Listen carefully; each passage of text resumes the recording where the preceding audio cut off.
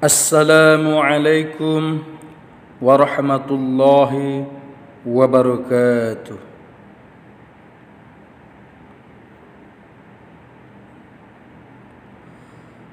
Allahu Akbar, Allahu Akbar, Allahu Akbar, Allahu Akbar, Allahu Akbar, Allahu Akbar, Allahu Akbar, Allahu Akbar, Allahu Akbar, Allahu Akbar kabira walhamdulillahi katsira wa subhanallahi bukratan wa asila.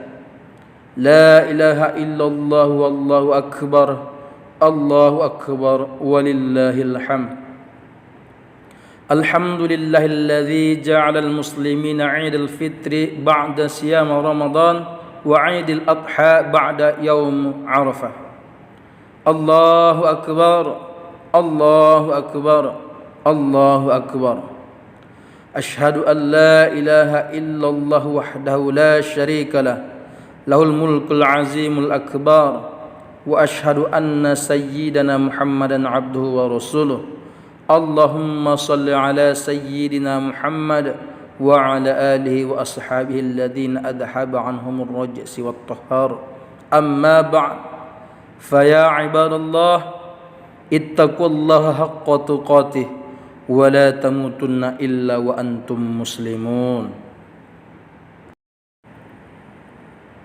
Allahu akbar, Allahu akbar, Allahu akbar walillahil hamd.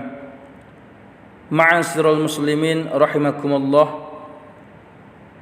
Pada pagi yang cerah ini tak ada rasanya kata yang dapat kita ucapkan, kalimat yang mampu kita rangkaikan, pujian yang dapat kita sanjungkan, kecuali ucapan alhamdulillah, yang mana mulai terbenamnya sang surya di ufuk timur sore kemarin, semua umat Islam, seluruh umat yang beriman menyanjung, memuji, memuja dan membesarkan Allah Subhanahu wa taala.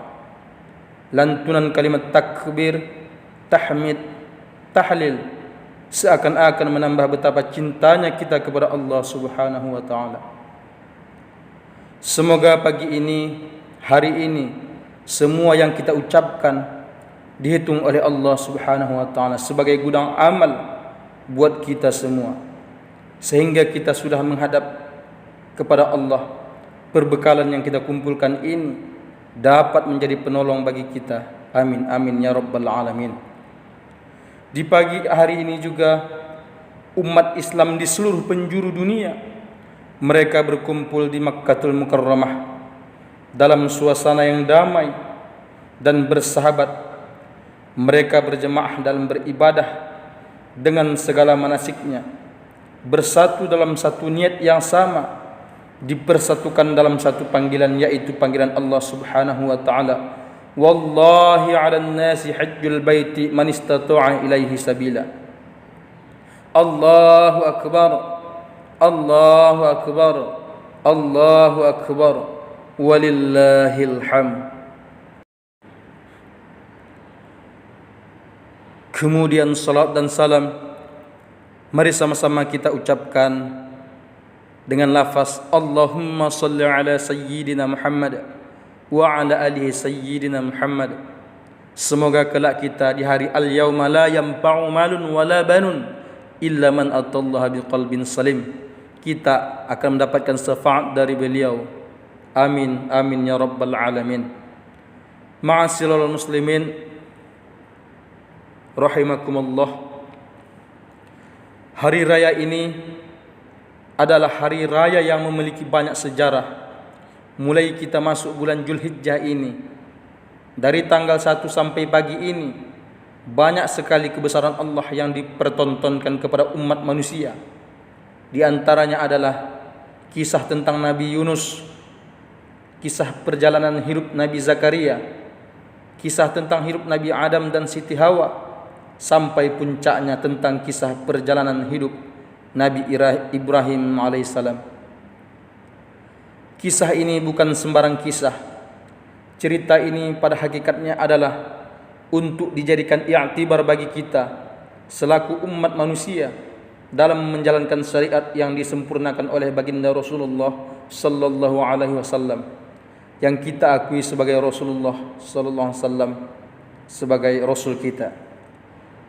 Salah satu kisah yang paling kita kenal pada hari raya ini adalah kisah tentang perjalanan hidup Nabi Ibrahim dan anaknya Ismail alaihissalam, yang sampai kisah ini Allah abadikan dalam Al-Quran.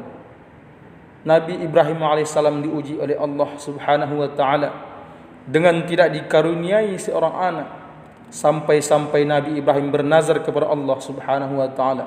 Apa kata Nabi Ibrahim?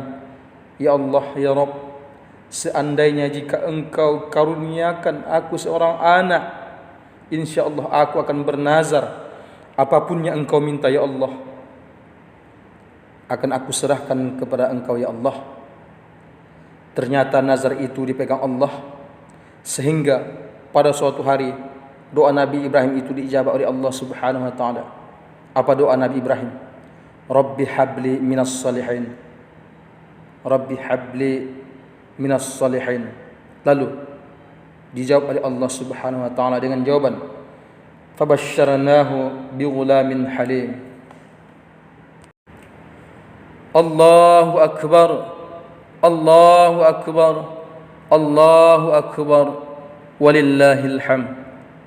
Ma'asyiral muslimin rahimakumullah, anak yang sekian lama menjadi idaman Nabi Ibrahim dan Siti Hajar akhirnya diberikan Allah subhanahu wa ta'ala. Namun dimulai dari lahirnya Ismail, ujian kembali dihadapi oleh Nabi Ibrahim. Dahulu beliau diuji dengan tidak punya anak.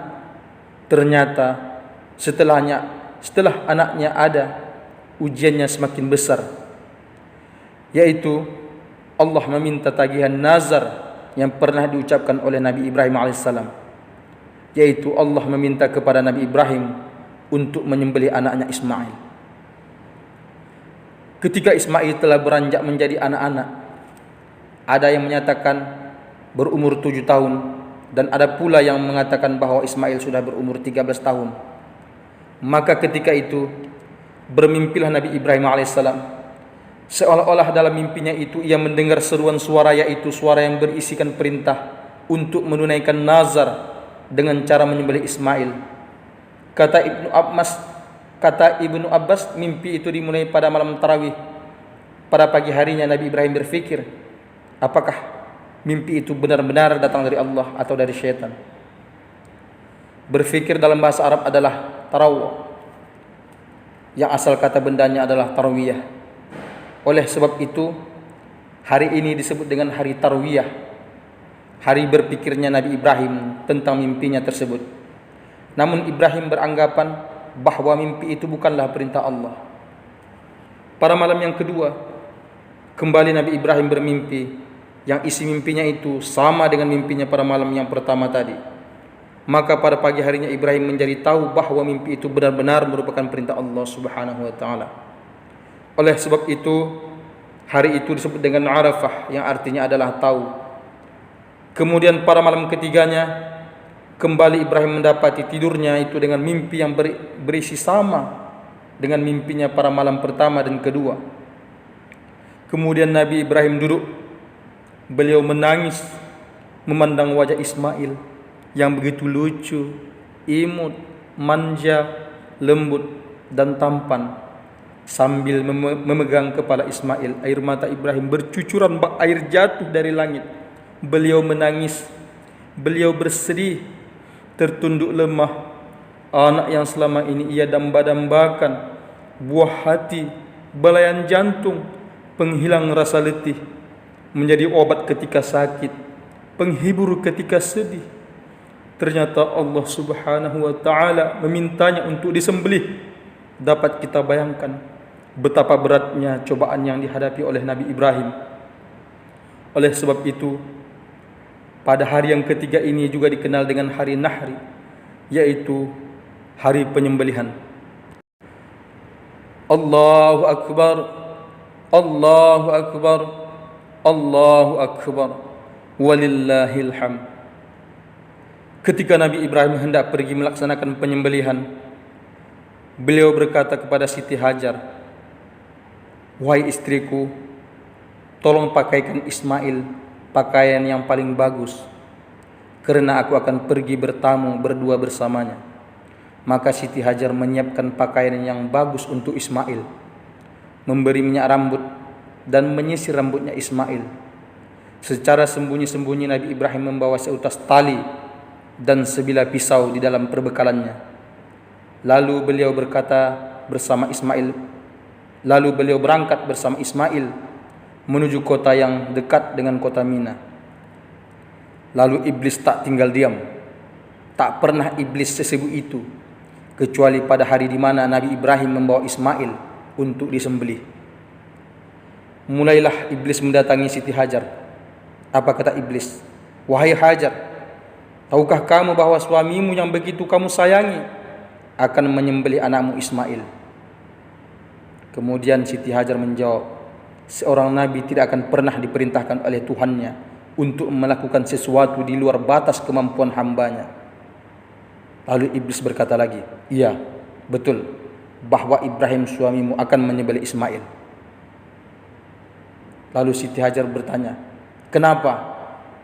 "Karena suamimu itu bermimpi bahwa Allah memintanya untuk menyembelih Ismail untuk membayar nazar yang pernah ia katakan."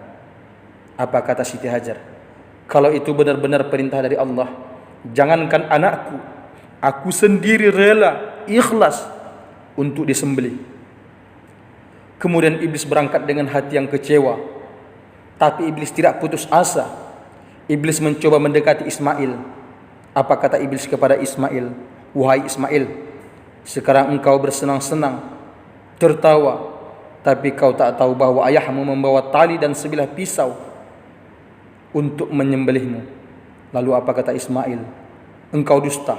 Untuk apa ayah menyembelihku?" Iblis menjawab, "Ayahmu Ibrahim mengira bahwa Allah memerintahkan untuk menyembelihmu." Apa jawab Ismail?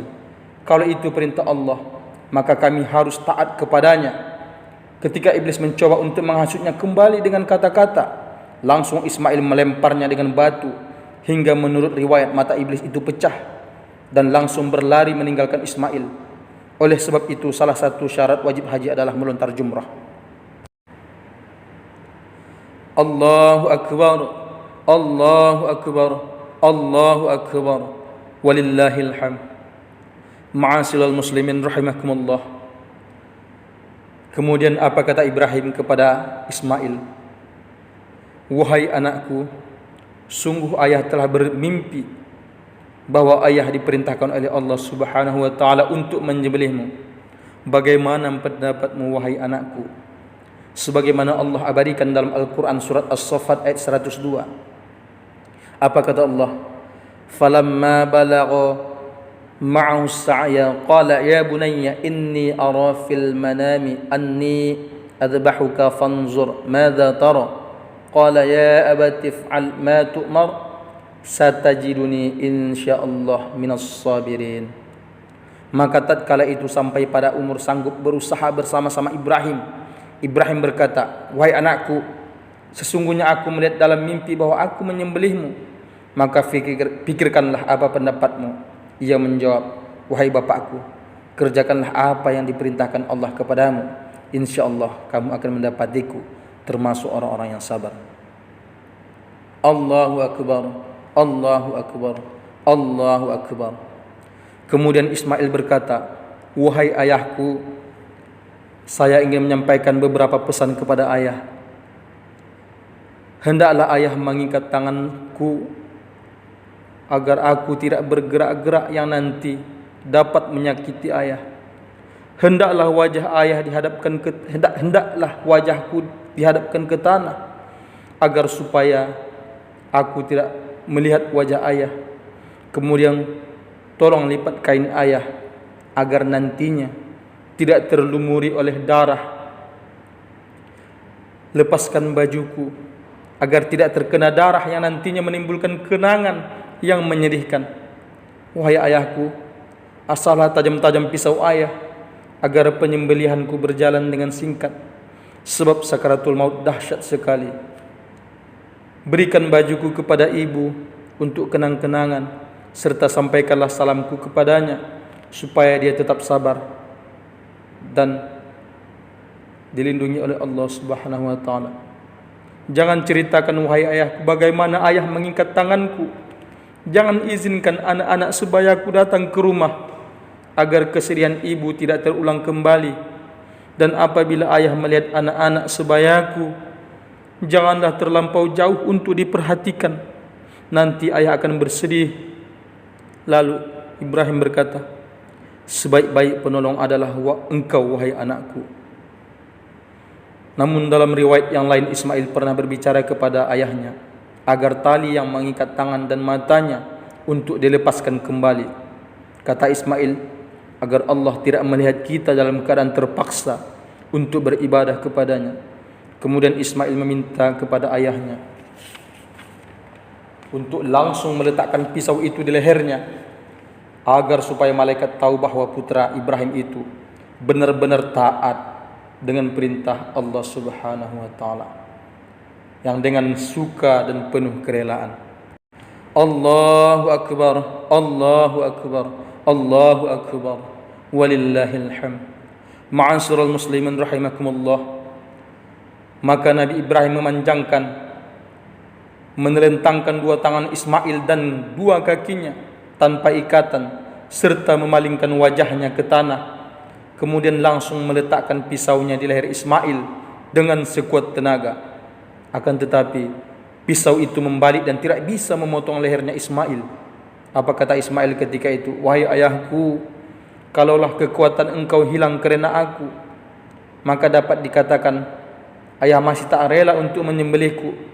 Lalu Ibrahim memukul pisaunya itu ke atas sebuah batu, maka langsung batu itu pecah menjadi dua bagian. Lalu apa kata Ibrahim? Wahai pisau, engkau mampu membelah batu, akan tetapi engkau tak mampu memotong leher anakku. Kemudian pisau itu berkata, dengan izin Allah Subhanahu wa taala, wahai Ibrahim, ketika engkau akan memotong leher anakmu Ismail, ketika itu pula Allah menyeru kepadaku dan kepada sekalian alam untuk melarang aku memotong leher anakmu Ismail. Lalu bagaimana aku akan menuruti engkau Ibrahim, sementara Allah melarangku? Tentu aku harus lebih patuh dan taat kepada Tuhanku. Wa nadainahu ayya Ibrahim qad saddaqata ar-ru'ya inna kadzalika najzil muhsinin. Sesungguhnya kamu telah membenarkan mimpi, sesungguhnya demikianlah kami memberi balasan kepada orang-orang yang berbuat baik. Inna hadza lahuwal bala'ul mubin wa fadainahu bidhibhin azim. Sesungguhnya ini benar-benar suatu ujian yang nyata, dan kami tebus anak itu dengan seekor sembelihan yang besar. Allahu akbar, Allahu akbar, Allahu akbar, walillahil hamd. Ma'asyiral muslimin rahimakumullah. Dengan maha kuasanya Allah Subhanahu wa taala, Ismail diganti oleh Allah dengan seekor kibas yang langsung didatangkan dari surga. Sementara Ismail duduk bersimpu di samping Ibrahim ayahnya tercinta. Maka di saat Ibrahim akan menyembelih seekor kibas itu, serentak seluruh malaikat berkata, Allahu akbar, Allahu akbar, Allahu akbar. Lalu Ibrahim menyambutnya dengan ucapan, La ilaha illallah wallahu akbar. Seiring dengan itu, Ismail pun berkata, Allahu akbar walillahil hamd. Allahu akbar, Allahu akbar, Allahu akbar, walillahil hamd. Ma'asyiral muslimin rahimakumullah. Inilah sejarah disunnahkan kepada kita untuk menyembelih hewan kurban pada hari ini. Hewan yang kita sembelih itu sebagai wujud nyata bahwa kita sangat mengagungkan perintah Allah Subhanahu wa taala. Salah satu keutamaan penyembelihan hewan kurban itu adalah mulai dari bulunya, darahnya, berdoa kepada Allah agar dosa-dosa orang-orang yang melakukan ibadah kurban itu diampuni oleh Allah Subhanahu wa taala. Seiring dengan itu dapat menjadi syafaat baginya di padang mahsyar nantinya. Amin amin ya rabbal alamin. Beruntunglah kita yang diberikan kesempatan oleh Allah pada hari ini untuk melakukan ibadah kurban. Namun bagi kita yang belum memiliki kemampuan untuk itu, mari kita pasang niat supaya tahun yang akan datang kita diberi kesempatan oleh Allah Subhanahu wa taala untuk melakukannya. Dan bulan ini juga kita kenal dengan bulan haji.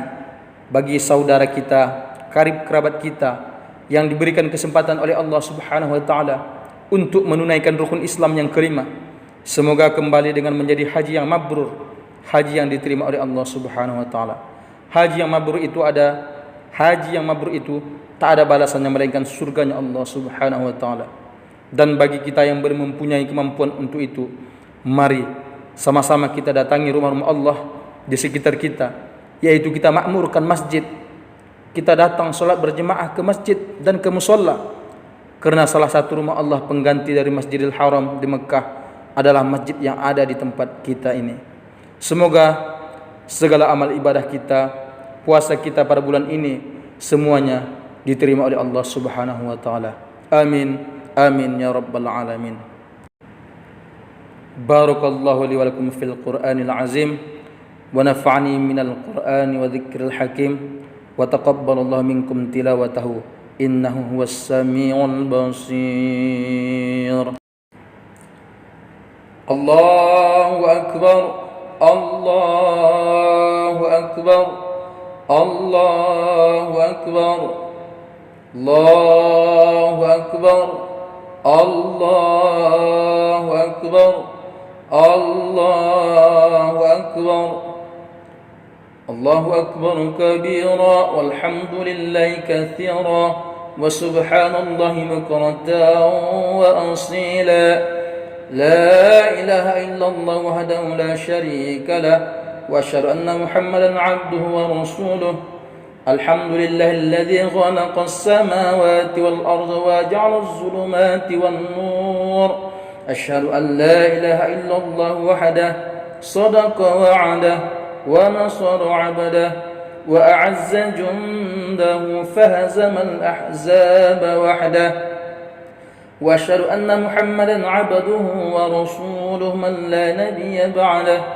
اللهم صل وسلم على هذا النبي الكريم وعلى آله وأصحابه أجمعين.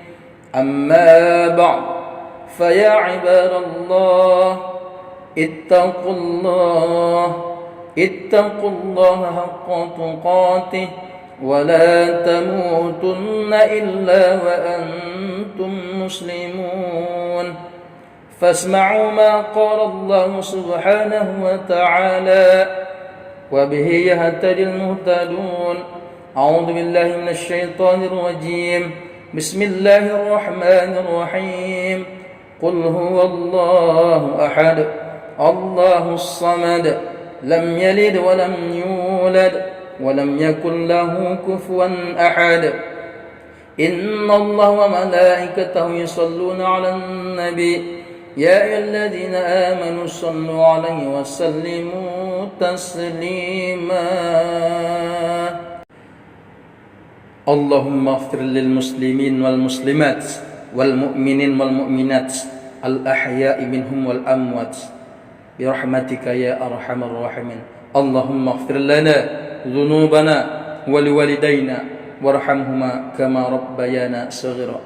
Ya Allah, ya Tuhan kami, pada pagi hari ini kami mengadahkan kedua telapak tangan kepadamu, bermohon kepadamu ya Allah, terimalah infak dan sedekah kami. Ya Allah, ya Tuhan kami, pada hari ini kami akan melaksanakan penyembelihan hewan kurban. Kami mohon terimalah kurban kami ya Allah. Ya Allah, kami sadar ya Allah bahwa kami adalah hamba-Mu yang hina, yang banyak dosa. Ampunilah segala dosa kami dengan rahmat-Mu ya Allah. Ya Allah, ampunilah dosa kami dan dosa kedua orang tua kami. Kami sadar ya Allah, kami ingat ya Allah bahwa kami selalu membangkang kepada kedua orang tua kami. Kami selalu melupakan mereka. Tak terhitung lagi dosa kami kepada mereka, ya Allah. Kami berjanji, ya Allah, sepulangnya nanti kami akan bersimpuh di hadapan mereka seraya meminta maaf kepada mereka. Maka dari itu, lunakkanlah hati mereka agar mereka mau memaafkan kami. Rabbana atina fid dunya hasanah wa fil akhirati hasanah wa qina adzabannar. Walhamdulillahi rabbil alamin. Ibadallah, innallaha ya'muru bil 'adli wal ihsan wa ita'i dzil qurba wa yanhauna 'anil fahsya'i wal munkari wal baghi ya'izukum la'allakum tadhakkarun. Wa la dzikrullahi akbar.